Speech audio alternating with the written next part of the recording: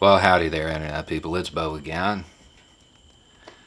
So, to everybody's surprise, today the president admitted that Bob Woodward's releases are true. I mean, it'd be hard for him to deny it. They're on tape. But, I think a whole lot of us were expecting him to deny it anyway. But he admitted it. He admitted that he was downplaying all of this. He spun it, tried to. I don't think it resonated with many people, but he tried to spin it in his own way, said that he didn't want to frighten people. What he actually said, well, I think if you said in order to reduce panic, perhaps that's so. The fact is, I'm a cheerleader for this country.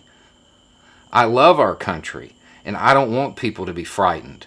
I don't want to create a panic, says the guy who on December 18th of 2019 tweeted out, well, they're not after me. They're after you. Who's they? We don't know. Just something to be afraid of. Some mythical creature. Some mythical enemy. This is a man who fear-mongered so much the American people are building a wall on the southern border and locking up toddlers over caravans that have been coming for years. Had people afraid of bathrooms.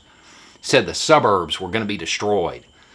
There's the deep state out to get them. Shadowy dark forces. The stock market's going to crash if he doesn't get reelected. Cities are going to burn because Biden's going to defund the police, and the American dream will be destroyed by low-income housing.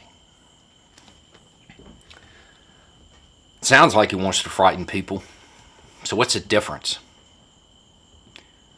What is the difference between all of this and the public health issue he was faced with? The public health thing's real. See, the president showed himself to be just like every other wannabe tough guy, talking about what they do in a certain situation. Yeah, it's real easy to be tough and talk tough when your opposition is imagined, when it's something you've just willed out of thin air, when there's nothing to be afraid of, when there is no reasonable fear.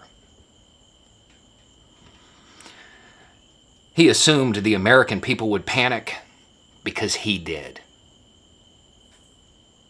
Because he actually had a test. He heard the information, realized how bad it could be, didn't know what to do, and he froze. Fight, flight, or freeze. Mr. Tough Guy President, when he was faced with a challenge, froze, just like every other wannabe tough guy out there. And because he couldn't handle it, because he couldn't find the courage to lead, he assumed the American people would panic as well. And because of his indecisiveness, we lost a lot. He heard that information, couldn't find the courage to fight, didn't have the decency to flee and resign. He just froze. Almost 200,000 gone because of his indecisiveness. I think it's going to be real hard to spin this. The reality is, after he knew and had a full understanding of what was going on, he went out there and told people there was nothing to worry about. Go on about your day. Because he panicked. Because he was worried that unlike these things that he's more than willing to fearmonger about, well, this one might hurt him, might hurt his poll numbers. He's not a cheerleader for the country. A cheerleader for the country would have gone out there and said, hey, this is going to be bad, but we got to get through it. We're going to have to shut down. We're going to have to wear masks. We're in for a long ride. Instead of just saying, oh, it's going to magically disappear like the caravans did once they had served their usefulness.